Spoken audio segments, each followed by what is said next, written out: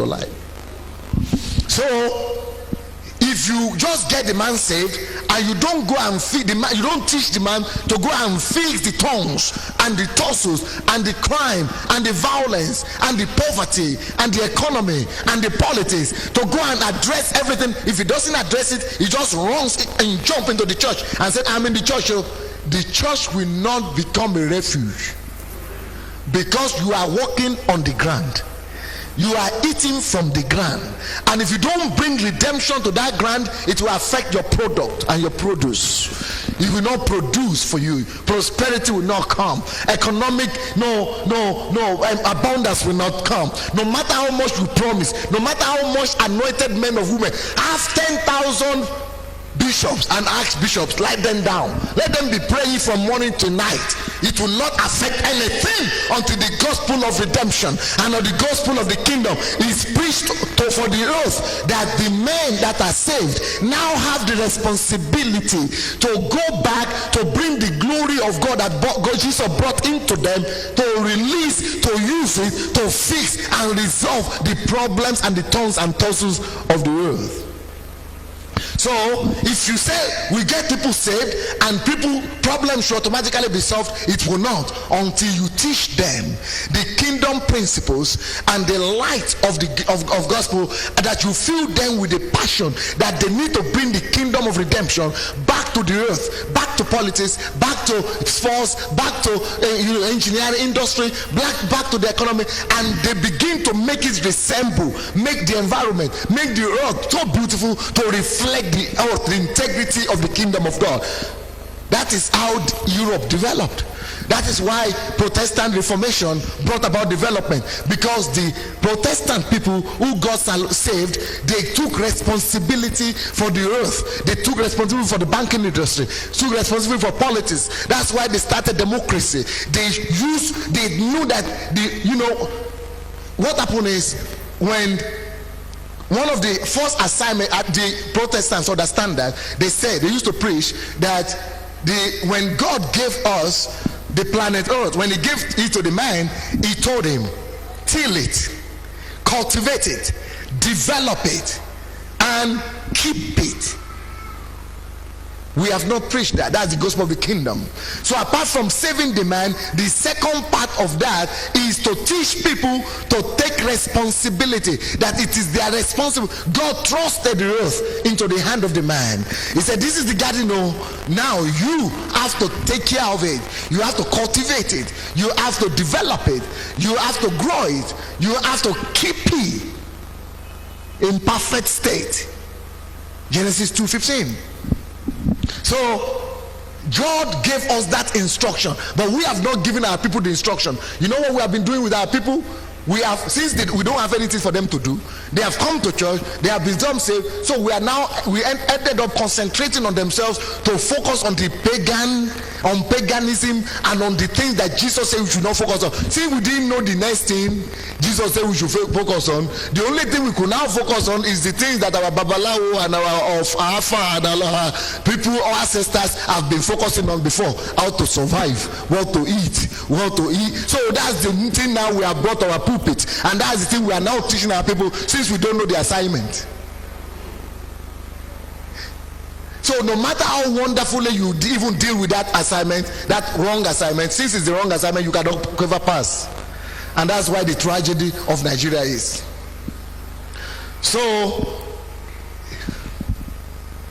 if you give me 5 top problems of Nigeria today, let me go ahead and say that. What are the 5 top problems in Nigeria? Anybody can raise up your hand and mention one. Leadership, come here. Who said leadership? Come. What was the second problem? Electricity, come here. Anybody who said electricity? So poverty is no problem for Nigeria. Corruption is no problem for Nigeria. Corruption, please come here. What did you say? Yeah, who else? 5. I did 5. Moral decadence, come here, please. Hatred, come here. So it's 5. I asked for 5. I got 5 already.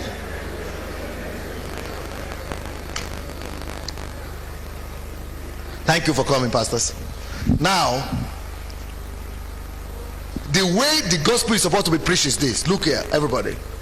Yeah, supposing you come to my church. If I start a church in Nigeria, and don't worry, I'm not going to start a church in Nigeria. You don't need any other church in Nigeria.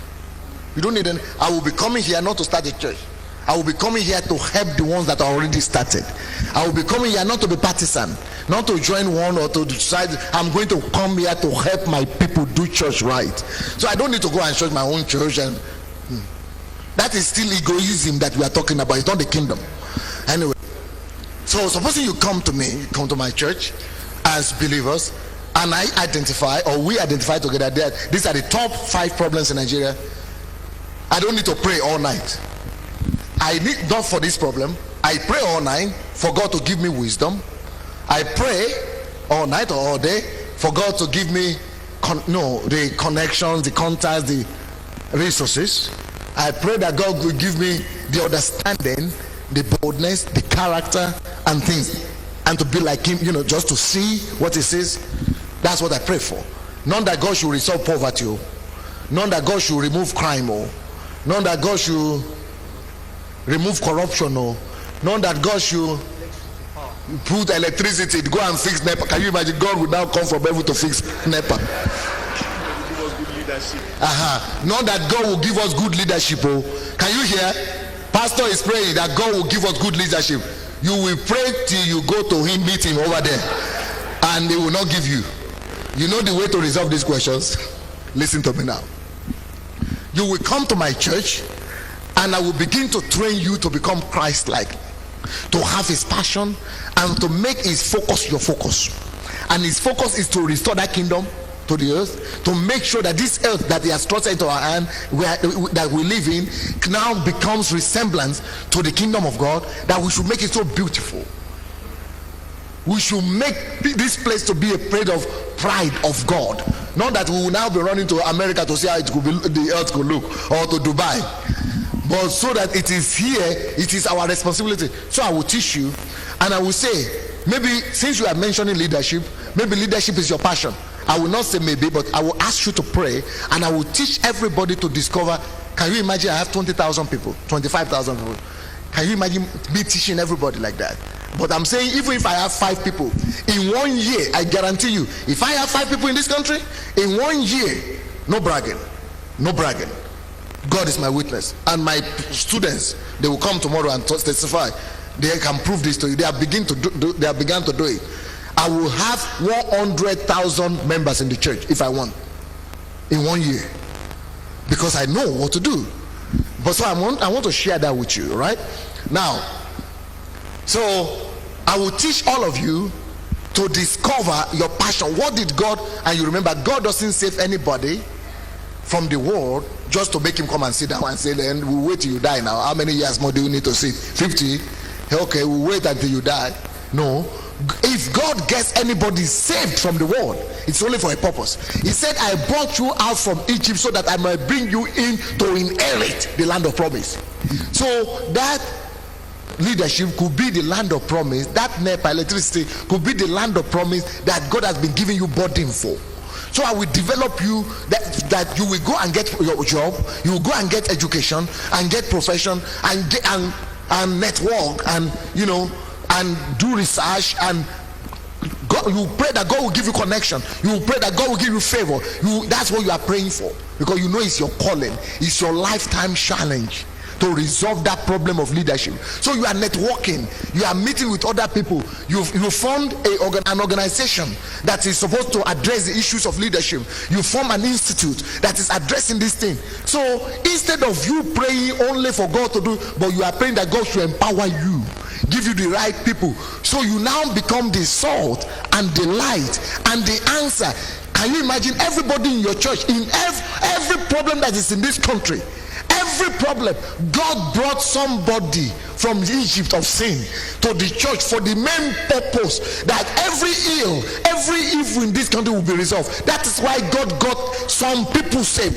Everybody that is sitting in your church today, God has brought him before he was in his mother's womb, before he was conceived. God has anointed him and has ordained him so that he will come and resolve one particular problem in the nation where he put him in. And he sent him here, and after he got saved, you know what we have done with him? We have gone to lock them up in the church. We have imprisoned them. Instead of him to use his potential to go and restore the earth, we have told him the most important thing is for him to pay his tithe. We have told him the most important thing is for him to keep on coming to church. We have told him God is going to bless you. Just be blessed and pay your own tithe out of it. That's it. We have not told him that the heart of the Father is bleeding. We have not told him that the husbandman is eagerly waiting for the fruit of the wrath of the whole earth. God is waiting that somebody will restore the earth back to him.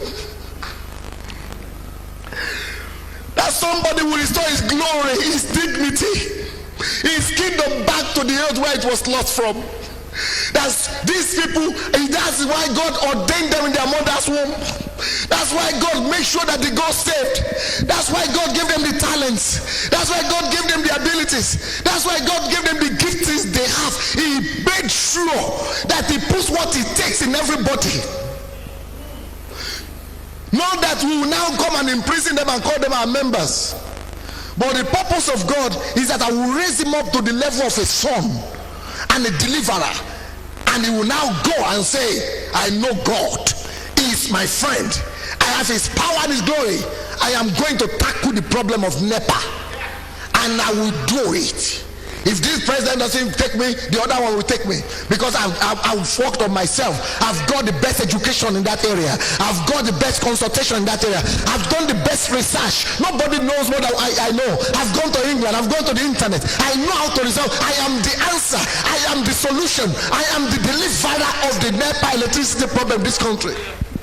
If I were in this country, it will be my personal problem and challenge. I will resolve. I don't need government to resolve it. I'm not saying government, Yaradua or Basra will resolve it. I will resolve it. Not with my money, with their money, but I will resolve it. I am the son that the manifestation of which they are waiting for.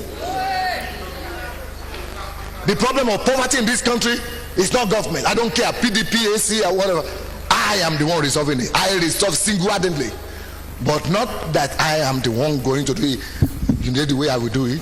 Because I have one here that I've taught to hold on to God, that I've taught to know him, that I've taught to do his research, that I've taught to tackle, because he knows that is his lifetime calling to eradicate poverty. He is now partnering with other men and women that are called in other churches all over the world like that. We have formed a great movement and we begin to attack through social organizations, through governmental organizations, through international organizations. We begin to attack the problem of poverty, make noise about it, take people to court about it. We begin to have on one issue in my own country. We have started 3,000 organizations. When I told the government, I went to the street, I took people with me, it's recorded in video. I went and confronted the government. I said, if you cannot solve the problem of your country, you think you have too much problem, I have come. They said, we knew that you were already crazy before, but this one, we didn't know you were as crazy as this one. They said, this country has produced 14 Nobel Prize laureates. 14 of them, they cannot beat themselves in the breast and say we can solve it. We have 200 and something millionaires and 25 billionaires. None of them can beat themselves in the chest and say we can solve it. We have 450 members of parliament and senators put together. All of them they don't know what to do. And you are coming out to say I'm the one you have totally lost your head. You are not even saying you will solve one problem. You are saying you will solve everything. But every man is limited by what he or she knows. I am not limited because I've been given understanding and insight in God. I am not limited because I have paid the price to make him my friend. I am not limited because I dwell with him. I'm not limited because my eyes are open. I am not limited because I've become his radio station on the earth. I am not limited because I live in his bosom. I'm not limited because he has given me the key and the drawing of how to bring answers and solutions and deliver nations from today. Few years later, they elected me as one of the 10 most influential people in the history of the Ukraine, or a country of 50 million. I don't even have citizenship. The next year they say I'm the newsmaker of the year. The next year the president wrote me and said, if not because of people like you who live in this country, we are happy and grateful that God had made you to live in our country. It is because of you that we now have the country we have. When I got there, their money was 200,000 grivni of their money to $1. So if you have $5, you have 1 million of their money. You think our own is bad? Come there today and see. It's 5 of their money to $1.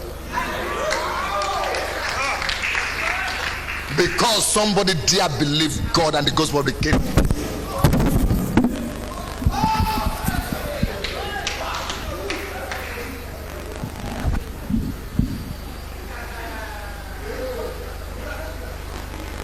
Will anybody take me serious today?